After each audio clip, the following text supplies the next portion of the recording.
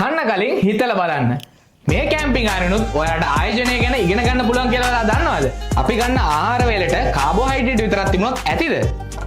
රසවත් වුණාට සමබර ආහාර වේලක් වෙන්නේ නැහැ. ප්‍රෝටීන් සහිත ආහාර, එළවලු, මේදය, කාබෝහයිඩ්‍රේට් මේ හැම දෙයක්ම එකට එකතු වෙන්න ඕනේ.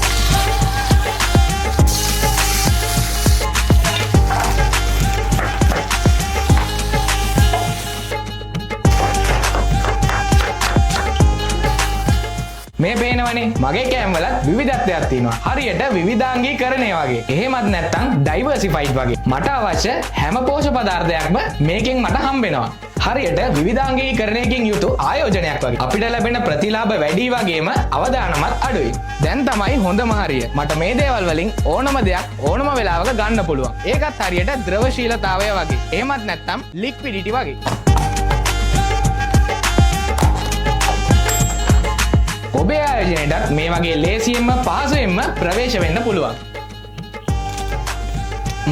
සරලවම කිව්වොත් සමබර ආහාර වේලක් වගේම තමයි ආයෝජනයේදී ඔබේ මුදල් වඩා ආරක්ෂකයි. ඒ වගේම ප්‍රතිලාභ වැඩි. හරිම පහසුවෙන් ඕනම වෙලාවක ප්‍රවේශ වෙන්නත් පුළුවන්. ආයෝජන ගැන වැඩි විස්තර දැනගන්න ෆස්ට් කැපිටල් වෙත යමු වෙන්න.